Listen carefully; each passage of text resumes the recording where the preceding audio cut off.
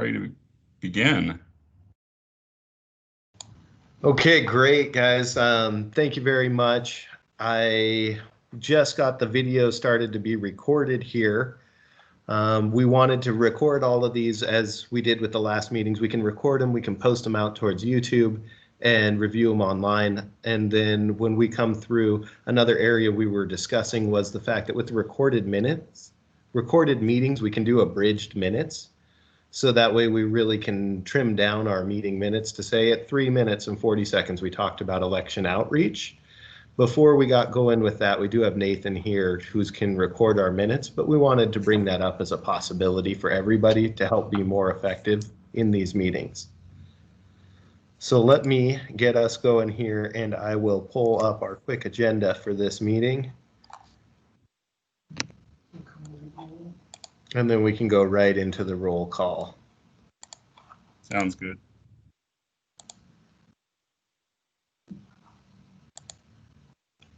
Okay, so we're ready for a roll call as we go through. Nathan's here in the room with me. And so Nathan, if you could do me the favor of reading off the roll and then we'll catch some of the other call-ins and just loud enough that we can hear you. Hey, Bradley, could you make that agenda bigger, please? Absolutely. Can everybody hear me okay? Sounds like it. Mm-hmm. You mute yours. You can hear me well from here.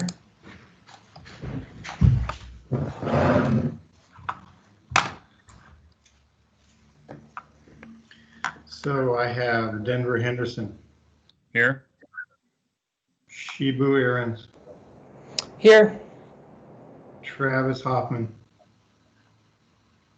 Here. Todd Mowbray, I believe, is absent. Pam Walzer will be sitting in for him as the alternate. I believe Pam is on. Yes, Pam, here. Excellent. I'm here. Mike Hopkins. Here. Rebecca Dawson. I guess she's the alternate, so she may not be here. And that's what I have. I'm Thanks, here. Eric. Sorry, I was muted. Ah, gotcha. Great. Great. Excellent. Okay. So Fantastic. Well, thank you, Bradley.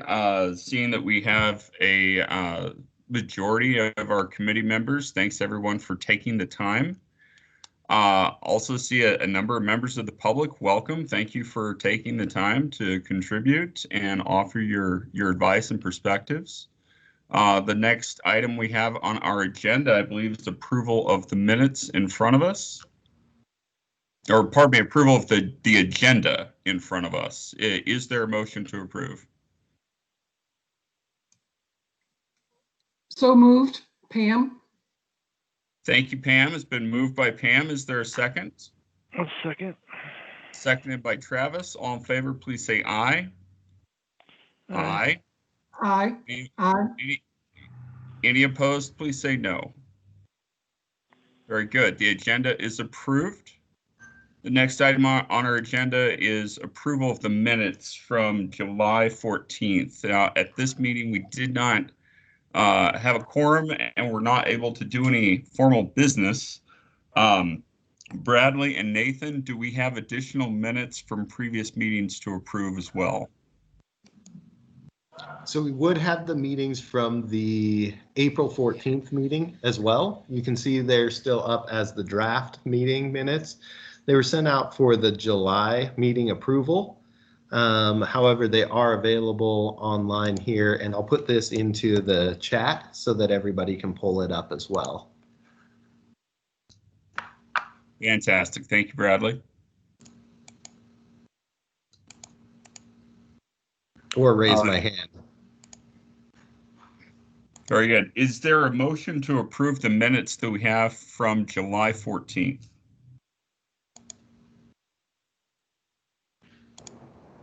I'll move to approve the July 14 minutes. Thank you, Shibu. It's been moved by Shibu. Is there a second? I'll second. It's been seconded by Travis. All in favor, please say aye. Aye. All opposed, please say no. All right, our July 14th minutes are approved. What I would like to do, because we just talked about the April minutes, I'd like to hold off on approving those until our next meeting, but please make a point to go to the website and take a look. And on the EAC website, they can be found if you click the link for past meeting minutes, it'll pull you right into there. Perfect. Thank you, Bradley. Next on our agenda, we have public comment. So this is specifically for items that are not on our agenda. Do we have any members of the public that would like to weigh in and say something at this time?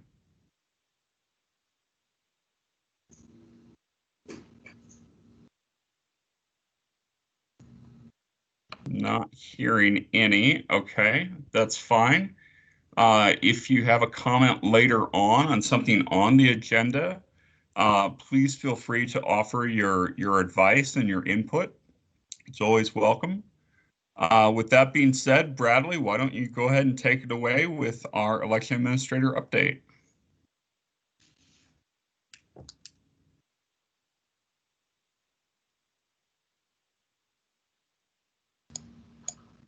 And I'm back.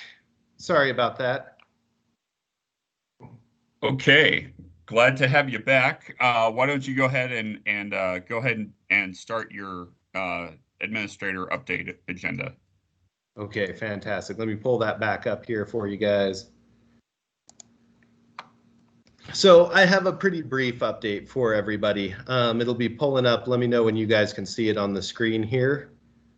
I wanted to start with talking about some of our building updates for the upcoming November election.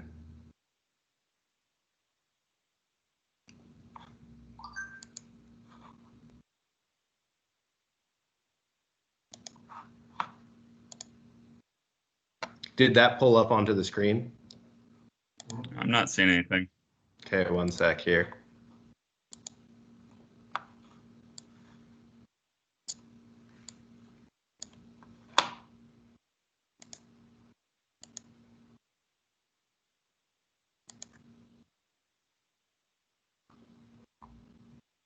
There we go. Great. Sorry, thanks for bearing with me. As you can see, this is still loading in right now. So what I'll do is I'll just jump straight into our building update. I really wanted to talk about the functional status for the November election.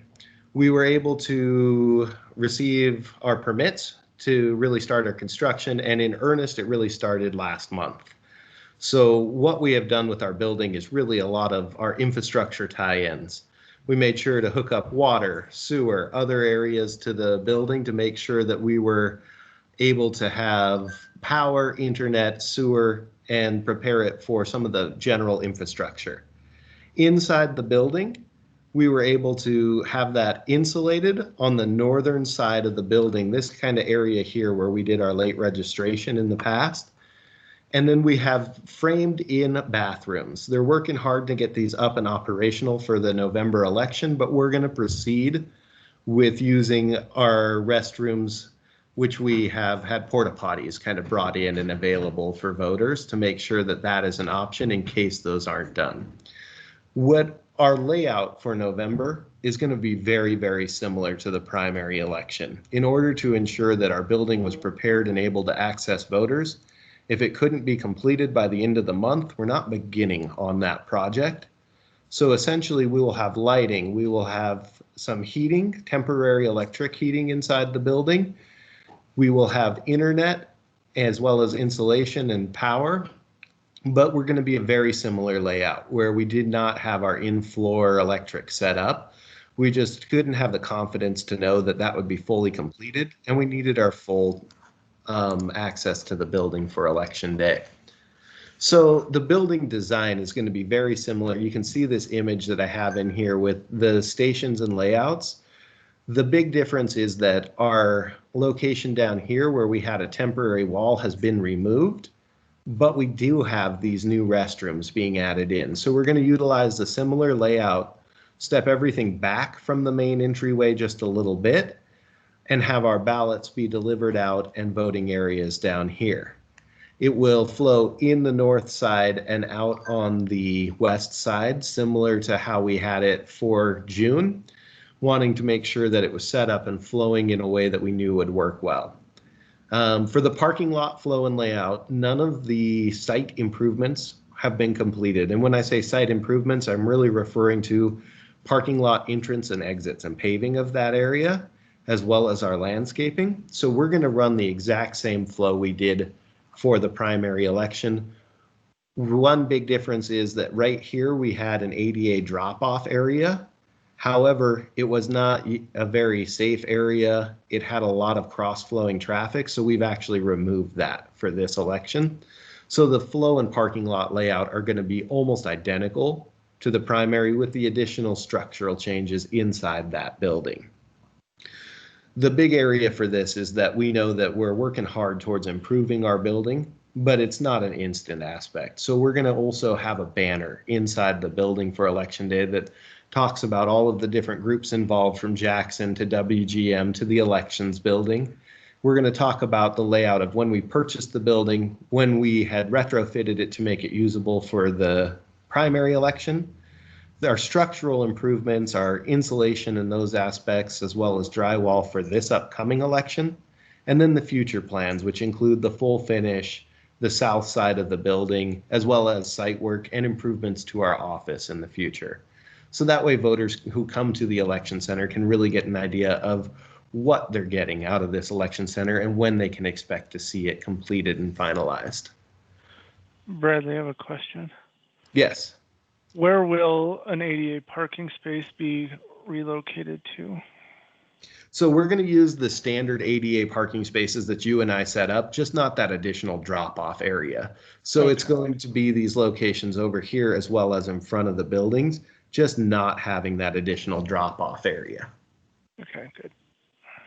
And, you know, really seeing that had the best flow, but with the traffic backing up, with people driving directly over that square, with your advice, Travis, we really opted to just remove that for the November election. Other big areas about the building and the flow is that we're working actively on a park and ride setup, both from the university and for overflow parking should our parking lot fill up. We secured McCormick Park as one of our locations, and so we're currently working with ASUM Transportation and had a fantastic meeting last week, but really want to work to help make sure that we're fully updated. The other final area that I wanted to flag is we did not have an electioneering area set up on our property for the primary election.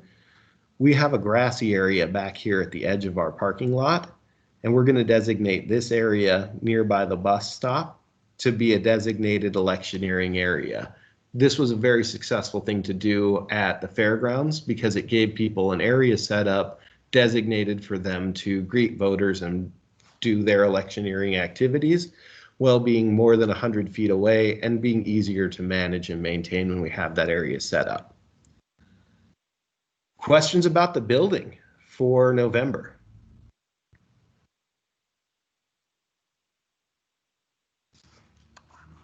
All right, hearing none, I'll dig into the next area where Nathan and I have been working very steadily, EAC membership applications. This position closed on the 3rd. We received in a total of 36 applicants. We had 31 for the at-large position, 4 for the alternate, and 1 student member position. We screened all of the applicants last week and selected for interviews and are currently scheduling for tomorrow and the 14th. We had a series of incredibly well-qualified applicants. It was a fantastic outreach, so you guys should feel very proud of the work that you put into this. We've been very successful and have recruited and are scheduling those interviews. We did not expect to have 36 applications in the past. We have had to reopen our recruitment pools or select from maybe 1 or 2 over the pool. So great work to everybody. We're going to have a very robust election advisory committee after we finish getting these people included and onboarded. And I do see that we have some of our applicants who have attended this meeting just to kind of get an idea of our upcoming flow and what they may be getting into. So thank you to those who've joined in that capacity. Questions about membership applications or the interview process? Bradley, this is Josh. I just wanted to let you know I got confirmation from Sarah Bell this morning that this is indeed a record number of applicants for any county board ever. You know, it feels that way. And with the qualified applicants in particular, thank you to you guys for all of the outreach. I really do feel like you get out of it what you put into it. And as you can see from these numbers, the EAC did a tremendous job of doing outreach, and a big hats off to Nathan, our new elections deputy. He really spearheaded this project, worked with the EAC and many others to get it to where it is. So hats off to you all on that. We're very excited to be adding in 5 new members very shortly. Okay, the bulk of this information is really about our outreach. I've done a lot of work to help make this handouts posted to our website. It also links you to a lot of outreach materials. So that way, anybody in here, as I often state, one of the biggest aspects that we request from the Election Advisory Committee is helping share good information. And so we are working hard on outreach, and we're going to cover a lot of different areas. We're doing mailers. We're going to do some videos about ballot security, and we just finished recording a voter registration video starring Monty, our mascot from the University of Montana. We're going to be doing satellite offices in the community to help bring our services to outlying areas, as well as the university directly before election. We are going to run some extended hours to help make sure that we can help serve voters. One of the biggest feedbacks we got was additional abilities for voters to vote and abilities to have them drop off ballots. So we've added in extended hours and additional drive-throughs on Saturdays. We're going to have twice the drop-off locations from the primary, as well as a park and ride and overflow parking for this election. We were super fortunate to have run one of the best elections I've seen in the primary election, and hats off to those who are managing our late registration and working in our late registration. We did a fantastic job of getting people in, serving them in a professional and efficient manner, and having a very limited wait time. I do not expect to have that limited wait time for November. I expect this to be much busier on November 3rd. So we're really extending forward every area we can outside of the number of people in that building. That is the one area where I can't increase my capacity due to the requirements for social distancing, due to the requirements for cleaning. We are expecting that to be our bottleneck. Things that we're doing to help improve so that we don't have a bottleneck like that. We're sending a mailer to all of our polling place voters, as well as our inactive voters. So we pulled that list information on the 1st, and that is at our printers getting printed, and it should be mailed out this week. For our polling place voters, we wanted to let them know about information they would need to be successful, like their address must be updated with the elections office, that we check every signature off of what's on file in the voter database, and we're encouraging them to update their signature, make sure that their information is updated, and make sure that they've got the opportunity to sign up for an absentee ballot in the future if they would like that.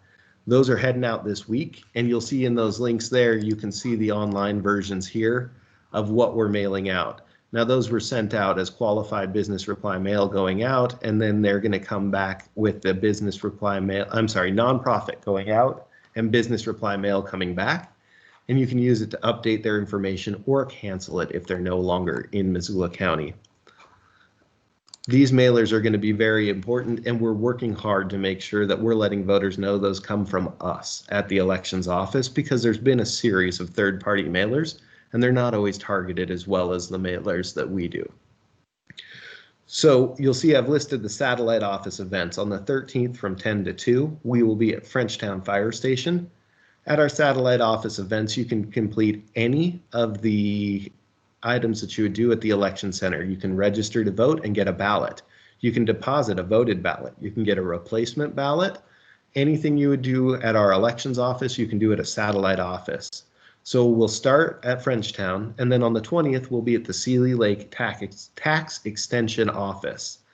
For both of those events, these rural events, we do a postcard to the voters whom are registered in that area to let them know that they can access this. We'll also be working with the community councils, and later this week, we'll be setting up Facebook events that we can share and invite out. We also have already sent all of the information over to the Pathfinder for the Seeley Lake event to really help make sure that information gets out locally. We'll be doing a very similar event at the University of Montana. We'll be doing that one from 9 o'clock to 5 o'clock. The last time we had a satellite office at the University of Montana, we served over 435 voters whom got a replacement ballot or registered and voted. And we received thousands of ballots from campus.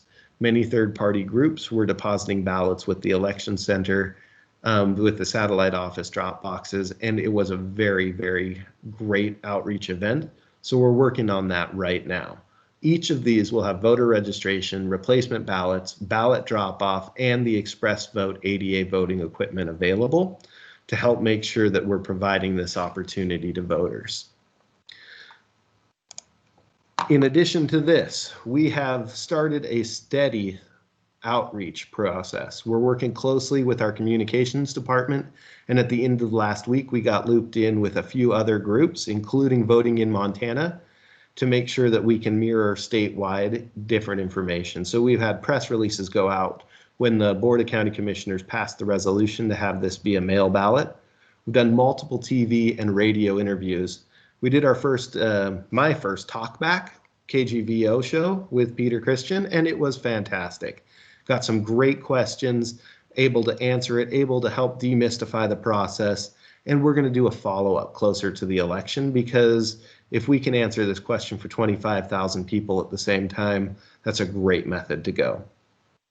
We're working closely on social media posts, including 60, 50, 20, 30, 10 days before the election when ballots are mailed. In particular, we're going to do a robust outreach because after-hours ballot drop boxes are prohibited by law, and there was a lot of confusion about this last election. So we're going to make sure that we do a lot of outreach around that. And then we're going to make sure that all of our messaging includes that gentle reminder that due to the governor's directive, we will be asking voters to queue outside on November 3rd in Montana, and we're encouraging them not to wait till November 3rd, but to come in and receive those services before Election Day. Finally, one of the big areas that I wanted to make sure that we hit is the week before the election, we're going to do an election center walkthrough. We'll do this with third-party groups, campaigns, as well as for the media to help show what we'll be providing services for voters, where they'll go, how they can help access our services on Election Day. I feel like this is important towards helping make sure that all of the third-party groups are sharing the same information to voters, as well as the media has this to provide out. We have got a very, very robust set of instructions. All of this information that I cover in the next areas are on the back of the instructions that we're providing out to voters, but I've also got it included and looped in here so that we can get this information out. One of the big areas is in-person voting opportunities. Because this is an all-mail ballot election, voters feel like they are not provided the opportunity to vote in person, and we'll be providing over 200 hours of in-person voting before Election Day. And in particular, I've highlighted on here additional services we'll be providing to voters outside of our normal hours. And that is a Saturday in-person voting, as well as drive-through drop-off here at the Election Center. Extended hours till 6:30 that Monday through Friday, the week before the election. And again, in-person voting and drive-through drop-off Saturday the 31st before the election. Doing everything we can to make sure that we have extra services available. We have in here the information again about our satellite offices and where they'll be located and the dates that we'll have them. With our drive-through drop-off before Election Day, we're going to hold it on the Saturdays before the election, as well as that Monday before the election. We've decided to just create and keep a drive-through ballot drop-off up to inform voters, because what happens is late registration closes at noon the day before the election. So we wanted a spot where a voter could come, receive the information that they may need to come on election day, but also I personally was collecting ballots till well past 6:30 the day before the election, so we wanted to staff and provide that infrastructure. It's important to note that polling places will be closed on election day, so we're encouraging voters to utilize the mail services and not wait until election day, but they can get a ballot or register and vote at the election center. And then ballot drop-off locations for election day are as follows. We have them at Cold Spring School, Frenchtown Fire Station, Sealy Lake Elementary School, Spring Meadows, Lolo, McCormick Park, Clinton Community Center, the Potomac Reno Community Center, as well as we'll have 2 at the fairgrounds, the Adams Center, and Clearwater Credit Union out on Reserve Street. As you can see, all of them, with the exception of McCormick Park, will be equipped with an express vote, and we'll have drive-through at 4 of our locations. Many of our further outlying were permitted to be inside the building. They do not have other events going on or had a good space where we could be inside the building. And we thought that this was a good opportunity because the weather can be so unpredictable on election day. And this dovetails me into a couple of the outreach materials. All of these are posted on the website and all of these links are live, so you can see the backside of the instructions. You can see our FAQ sheet that we have about the November election. And I wanted to talk a little bit about a new partnership that we have just confirmed as of Monday with Clearwater Credit Union, and we're going to be working tomorrow with our communications department to extend this. Shibu had a great post that he sent out about Old Navy having the Give a Day for Democracy campaign. They were essentially allowing their workers to work on election day and paying for them to help serve as election judges. This is very similar to the Give a Day for Democracy campaign that we implemented 2 years ago and worked on this spring. One of our biggest partners has been Clearwater Credit Union. And Clearwater Credit Union, in addition to being a drop-off location on Reserve Street to help serve those voters who would normally drop off at Hellgate Elementary School, has offered to hand out information to their customers about the upcoming election.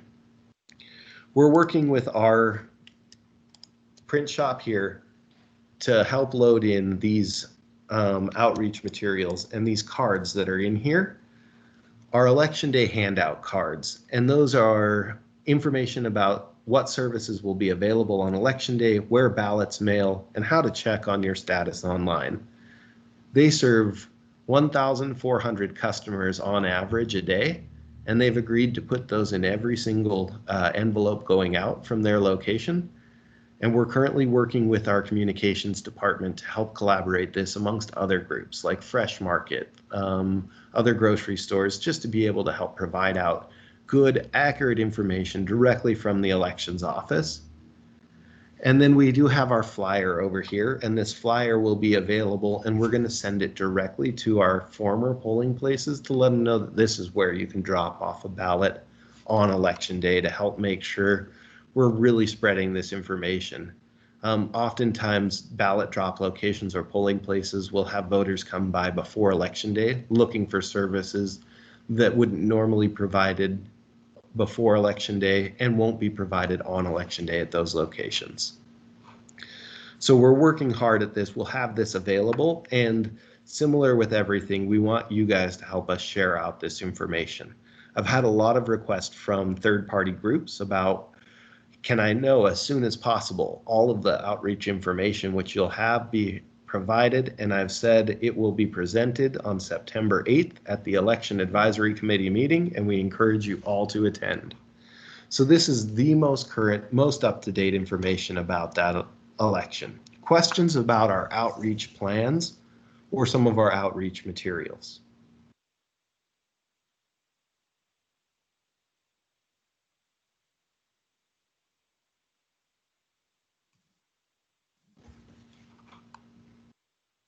Nothing Okay. on my end. I think you provide a pretty comprehensive report, and I appreciate that. Does anyone else have questions for Bradley? This is a comment. Would you consider passing some of that outreach material to the school districts so that the parent to be sent home with the kids, so that that'd be a fairly fast way of getting through to a large number of voters? This is Travis. Just a question.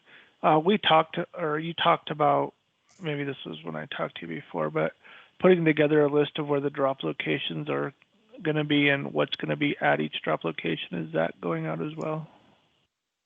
Or is that? Yeah, that would be this on the back side of the instructions right here, as well as that other handout that has the drop locations, but not necessarily whether it'll be indoor, outdoor, or have an express vote available.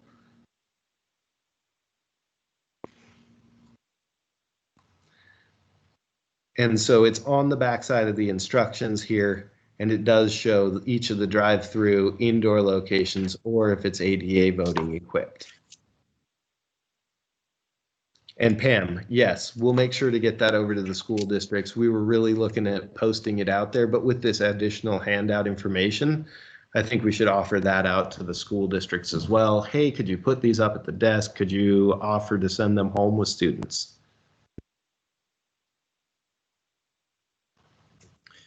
Bradley, can you go back to one thing that you said? You mentioned the Monty video, and congratulations, by the way, on putting that together. I think it's a really fantastic opportunity to get good information out to voters in a fun way that they're likely going to share with others. Do you have an approximate date as to when that's going to be ready and public? I don't. I've got the rough clips. I'm editing it right now. I'm hoping to get it out to MCAT for a final review, and then it must be approved by UM before it can be posted. Our goal is to get this out here in not the end of this week, the end of next week by the 18th. Right now, we've been incredibly focused on ballot prep and outreach, making sure that we have all of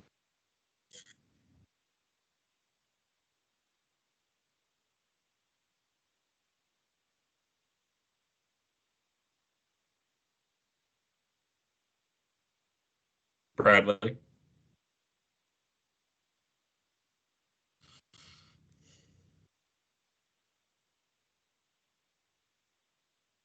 it's hard to. And we're back again.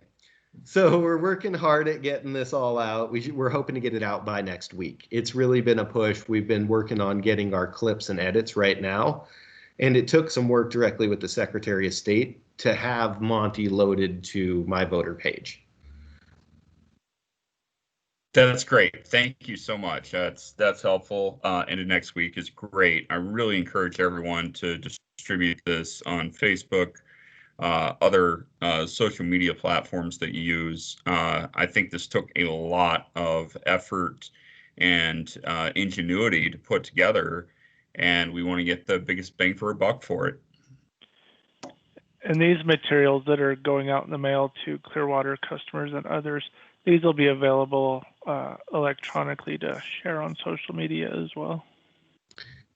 Yeah, so those are up and available. I don't know if we have them set as posts yet, but we'll have a series of posts with all the same information coming out, and I can work on getting that formatted to match. And then also, just so you know, they're going to give it out for everybody who comes through a drive-through. They'll put it in the envelope. So it won't just be a mailing out, it'll be an insert.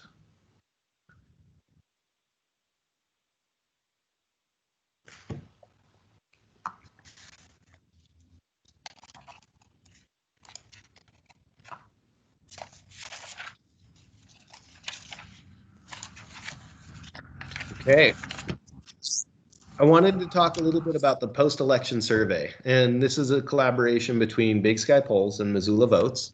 One of the areas we wanted to do is help provide information out for voters so that we can get good information. A big aspect that I'm a really strong believer in is if you have good data and you use good data, you can improve the things that voters want you to improve. And the first part of that is asking what they want us to improve. So we had a request for survey questions coming in from EAC members. We did not receive any. So what we have is kind of a general breakdown of the 2020 survey information, behaviors and beliefs being kind of the purpose. Are you a regular voter? Why do you vote? And are you confident in your vote? County practices. In the past, we discussed polling places, mail ballot elections, and areas around polling places. For this, we really wanted to discuss outreach. How do you get your information? Did you get information from the elections office? And how can we help improve getting you this information? Because the number one thing we hear is if I knew how to do it better, I would do it more readily and the same way that you are recommending. Finally, we want to end it with some confidence in mail ballot voting. Do you feel confident in the process? And so in here included in is the link to the proposed survey questions. And you guys can review those. We are working right now with Big Sky Polls to get this information together. And we're hoping to run this survey directly after the election. Now, when I say directly after the election, we were shooting for the following week after provisional ballot counting. This is important because we wanted to make sure that election results were finalized or as final as they could be for the public so that they knew that they were able to, if we're going to ask them, are you confident in the process? If the election results hadn't been finalized and we were asking that question, it may skew their survey results. So I won't go through in detail each question in here, but you can click in there and see some of the following information.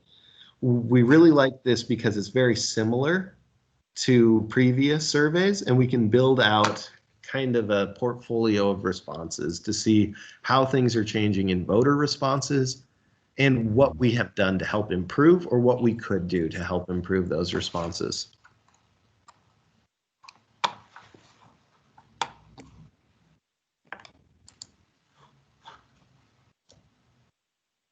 A few of the other areas that I really wanted to bring up were current lawsuits. Right now we're operating in, well, before I go any further, I should ask, are there any questions about the survey or proposed survey, other information? Bradley, the biggest thing that I think would be incredibly helpful to ask in a survey is for people who do not vote or do not vote on a regular basis. I think it would be valuable to ask them why. What are the barriers that are standing between them and casting a ballot? I think you and I talked about this directly, but is that included somewhere in the survey?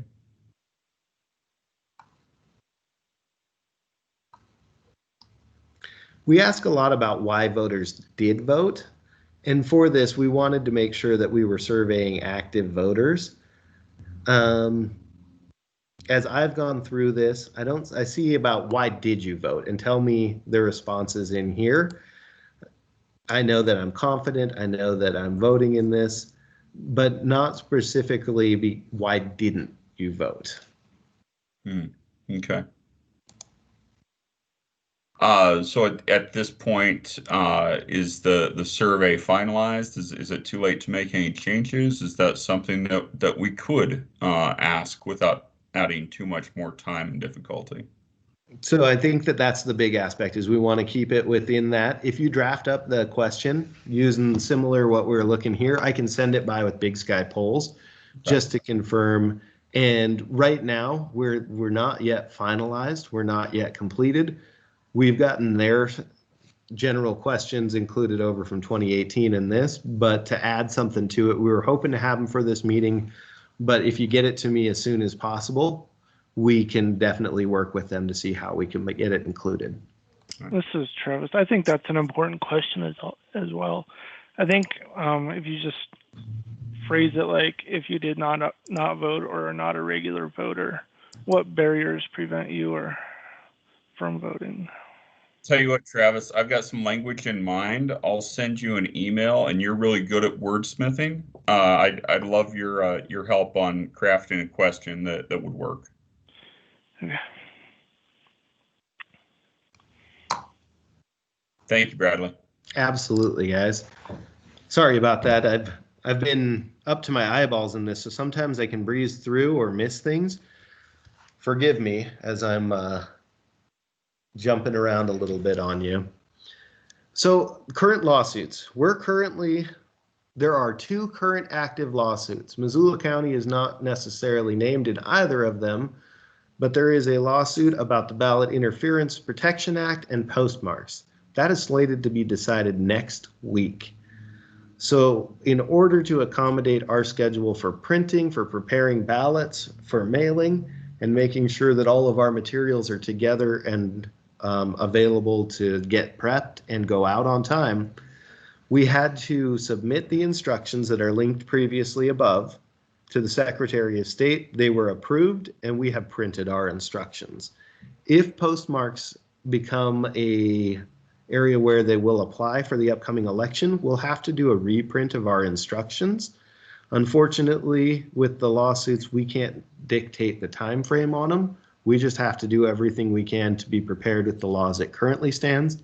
And if it changes, make sure we've informed voters. Very similar with the current lawsuit about the polling place and mail ballot. There was a lawsuit with the governor's office about the legality of the change from a polling place election to a mail ballot election. Our aspect in this is really just working to help provide an affidavit if it needs to come forward to that request about what the impacts to changing from a mail ballot to a polling place election would be. Similar to BIPA and postmarks, we have to operate under the framework of the law as it currently stands, and if it is changed, we must operate under the framework of the law as it's changed and notify voters. So we're going to proceed with the mail ballot plan as well as with postmarks not applying, and we're actively watching those and have a contingency plan in place. We would need to have one centralized polling place for the county of Missoula, and we're working closely with the Adams Center to help confirm this. We'd talked with them previously when it was unknown, and we're following back up and sent them an email stating, are you still available for the 3rd? This would require an emergency training and as well as an additional staffing, but we wanted to make sure that we have ourselves prepared for that, knowing that it may or may not come to fruition. For ballot prep, we're working right now on getting together all of our different materials. Our ballots are in print at the printer starting today, and we're getting in all of our envelopes, all of our instructions, as well as our ballots together. We'll actually start that directly after the Lolo school election on the 22nd. Then finally, for in-person voting, we did a big recruitment to hire in aides, and we had heard of some great applicants through the elections office who said that they had applied. With 12 aides being able to assist voters in the election center, we're also utilizing aides to help with our receipting, which is our scanning into the system, and our signature verification processes. That closed yesterday, and we'll have interviews scheduled for next week. So we're excited to get that going and get a new team of people in to help out for future elections. The last big area that we're working on is some of our COVID-19 preparations. We're going to use the same plan that we work closely with the City County Health Department on for the primary, and we're going to do a few tweaks to this plan for the November election. Unfortunately, we won't be able to have quite the same airflow that we had in June. We can't open up the doors. We can't open up that garage door. It has actually been removed from the building. So we'll have people coming through the main area. We will have people queuing outside with heaters every other 6-foot spaced area. We do have a mask requirement, which is different than June. So we will be requiring mask wearing inside the building. And for people whom are unable to enter the building due to the mask requirement, we will serve them in a similar capacity to a curbside voting for a voter unable to enter the polling place. In addition to our other areas, we have a request in to hang down some plexiglass sheets just to add an additional barrier between the people handing out ballots or working with a voter and getting them registered. These will be between the voters and the person that they're working with, but with the nature of our building, it'll kind of be a large open area with those hanging from the ceiling. Questions about those different areas?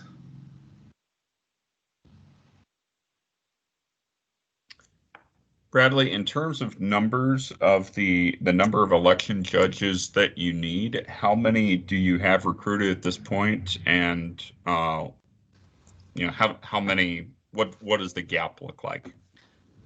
Great question, and thank you, Nate. Thank you, because I completely missed that in the presentation. Here's where we are. We are setting up our election judge recruitment. Our election judge training for the end of the month. We have had an outpouring of people who would like to help serve as election judges. Thankfully, due to the governor's directive and the Board of County Commissioners' decision to have this be mail ballot, we have more than enough election judges currently. But we don't want to just ignore those whom are interested in helping support this process. So we're setting up an election judge training for later this month. This is my big project for today.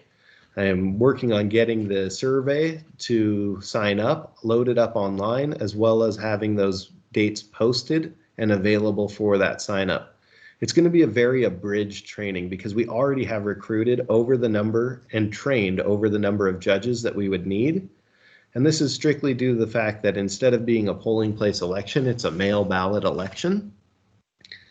But we want to make sure we're engaging these people. So we're going to have an abridged training where we're going to talk about the requirements to serve, specific requirements about a mail ballot election, as well as additional information about our new express votes. That'll be the 25th and 26th of this month. But right now we're not doing an active recruitment for that because the number of people whom are going through that training compared to the number of people we'll use is quite small. So we have on a list about 350 people who would like to attend those training times. Those will be done entirely through Teams so that we can make sure that we keep everybody socially distanced and spaced out, make sure everybody is safe and healthy, and we're going to gather the information, do the Teams training, and then we will get the required payroll paperwork for those whom we're asked to serve.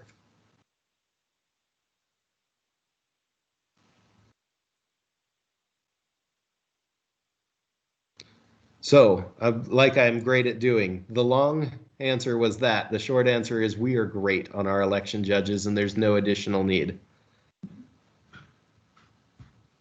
That's awesome.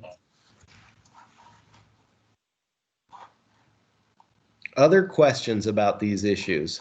For us here, our biggest aspect is preparing and getting out this information, working to collaborate with many other partners so that we can get this information shared out as much as possible.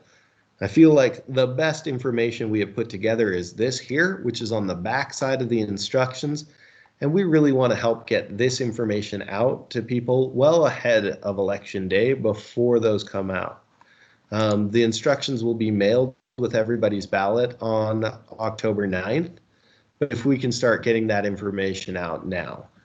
Through this presentation up on the website, you can see access to our media materials for handouts so that if you have a group who may be interested in this, you can share it directly with them. And then we've worked towards posting this all on our website. We're going to update it so that we have a media information section as well as the FAQ section with direct links to this information so that anybody can download it and help share this because it's accurate information for Missoula County.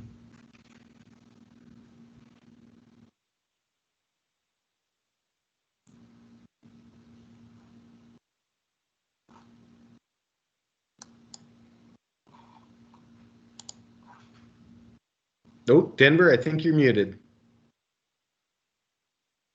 Oh, thanks, Bradley.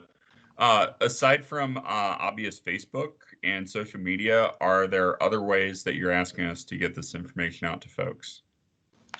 I think if you know a place that can help hand this information out or post it, if you can make sure we get that information, you can share it directly with them. You can share it to election info and we can make sure that that gets out to them. Amongst the different posters, handouts, flyers, and the instruction information, we've got quite a bit of material that people can produce and give out towards their different groups. We had a meeting with the community councils, and that was a big request, is that big handout flyer. Can you give us something that we can post with the dates that are important?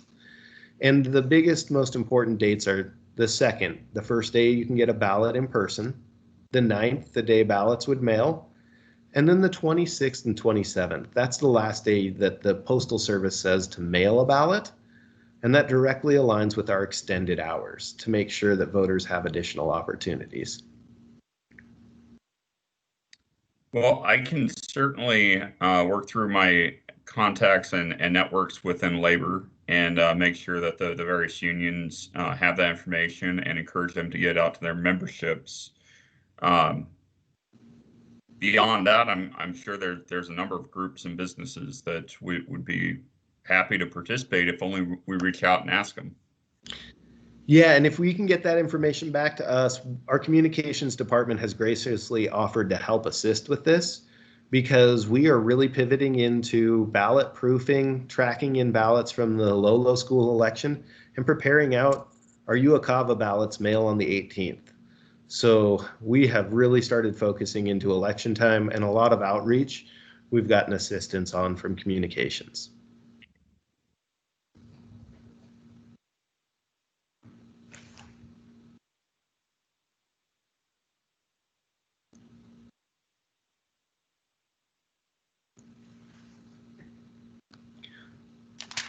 So for my side, from the election administrator update, that's about all I have for you guys for today. There's a lot of information in there.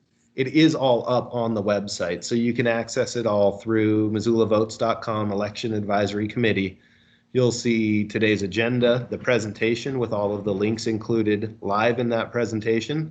And then if you need any additional information, reach out to Nathan or I, and we can make sure to get you that directly. Excellent. Thank you, Bradley. Thank you so much for the comprehensive update on all the work that you all are doing. I want to open the floor one more time for any questions or comments on what Bradley has talked about in his update. Anyone else, either a member of the committee or a member of the public, would like to weigh in?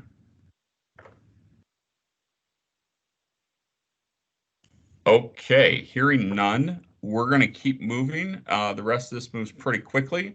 We didn't have any old business to deal with.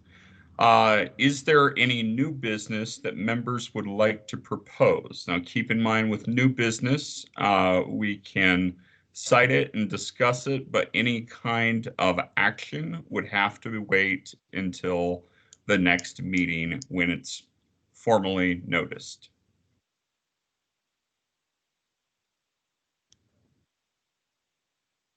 Okay, hearing none on new business, do we have any comments from committee members?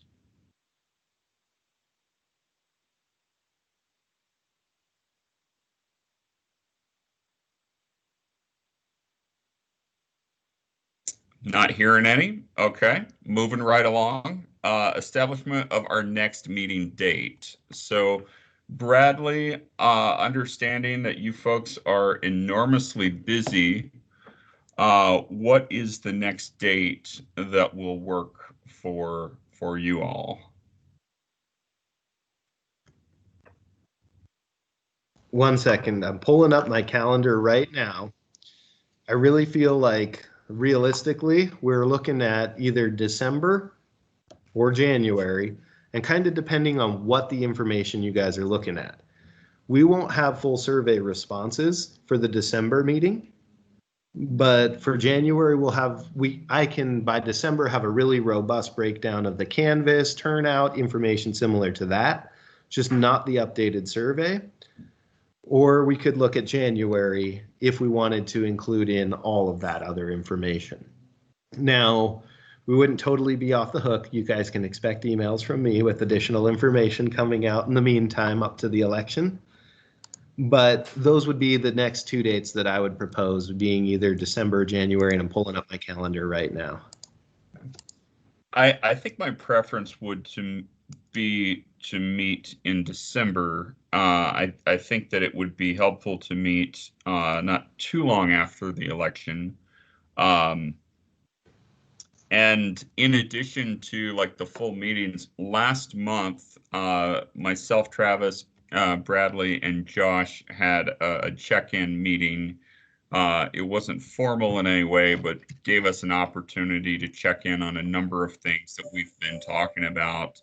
And if we go until December or January without having a formal meeting, what I would ask is that we put together something similar.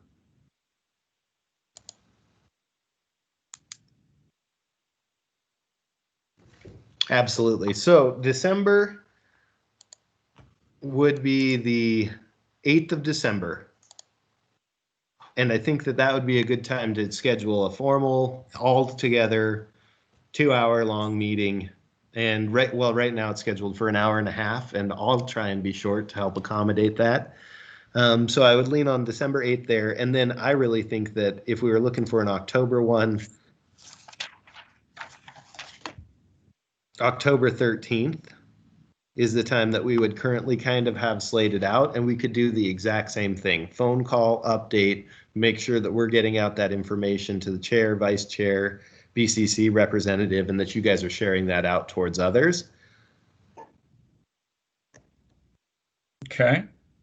That works for me. Are there any objections to those dates to do an update meeting on the 13th and then a full EAC meeting on December 8th? How does that stand for everyone else's calendar? What time are you looking at? On the 13th. I think 3 to 5 is kind of our standing time that I have. But of course, 13th, it doesn't need to be that long. the October 13th or November 13th? I think October 13th is what I have. It's a Tuesday. Yeah, October 13th there. Works for me.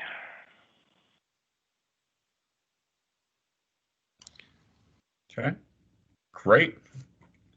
Well, if there's no objections, then let's go with that. And that's a wrap for our meeting. I just want to thank everyone for their time. I want to thank the members of the public for joining us and everyone who put in an application. I'm incredibly proud of the work the committee is doing, and I really appreciate everyone's efforts.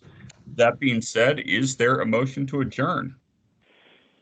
I'll move to adjourn. All right, that's been moved by Travis. Is there a second? I'll second it. All right, and who was that? Shibu seconds. Oh, thank you, Shibu. Wonderful. All in favor, please say aye. Aye. Aye. Any opposed, please say no. Very good. We are adjourned. Again, thank you everyone for your time. Be safe, be healthy, and we will talk again soon. Thanks, everyone. Thank you. Great job. Bye.